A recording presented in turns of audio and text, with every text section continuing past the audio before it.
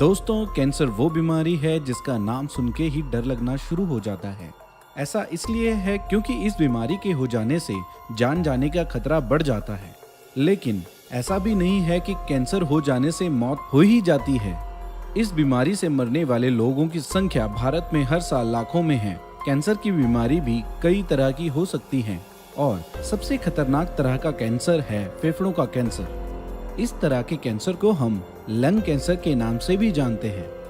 तो चलिए दोस्तों, आज हम जानते हैं कि फेफड़ों का कैंसर क्या है और यह कैंसर क्यों होता है अथवा आयुर्वेद की मदद से इस कैंसर को कैसे ठीक किया जा सकता है। फेफड़ों का कैंसर एक ऐसी खतरनाक बीमारी है जिसमें जान जाने की संभावना बहुत ही ज्यादा होती है। फेफड़ों का कैंसर भी दो तरीके का होता है। पहला है स्मॉल सेल लंग कैंसर। फेफड़ों के कैंसर से पीड़ित पाए जाने वाले लोगों में से लगभग 85% लोगों को स्मॉल सेल लंग कैंसर होता है और दूसरी तरह का कैंसर है नॉन स्मॉल लंग कैंसर। फेफड़ों के कैंसर से पीड़ित पाए गए लोगों में से लगभग 10 से 15% में देखने को मिलता है।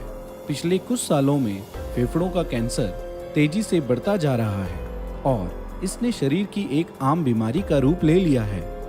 दोस्तों, आपको बता दें कि आमतौर पर फेफड़ों के कैंसर का शुरुआती अवस्था में कोई भी लक्षण प्रकट नहीं होता है और इसी वजह से कई लोगों को इसके बारे में पता ही नहीं चलता।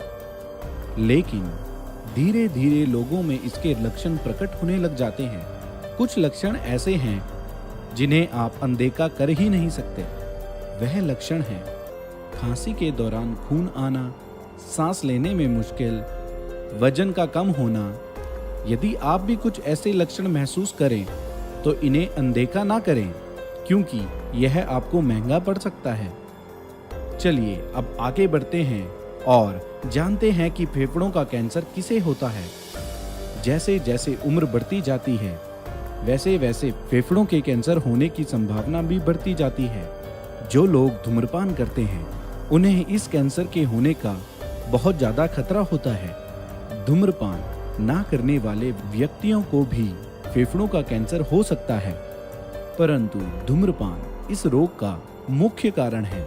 यह मुख्य कारण इसलिए है क्योंकि धूम्रपान में सांस के माध्यम से नियमित रूप से विभिन्न विषैले पदार्थ शरीर के अंदर जाते हैं। फेफड़ों के कैंसर का एक सबसे बड़ा कर्क सिगरेट द्वारा धूम्रपान करना है।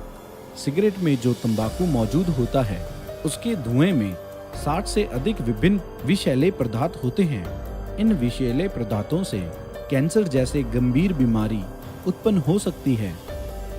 दोस्तों, अगर आप भी एक दिन में 20 या 20 से अधिक सिगरेट पीते हैं तो आप में धूम्रपान ना करने वालों की तुलना में फेफड़ों के कैंसर की संभावना 25% बढ़ जाती है।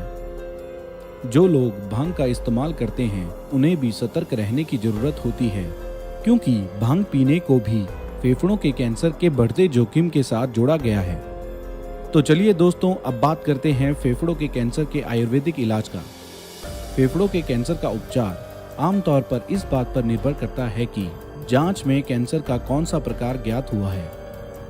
आयुर्वेद में कई ऐसी जड़ी बूटियां हैं जो फेफड़ों के कैंसर के प्रभाव को कम करने में मदद करती है तथा इस कैंसर को शरीर के दूसरे अंग में फैलने से भी रोकती है।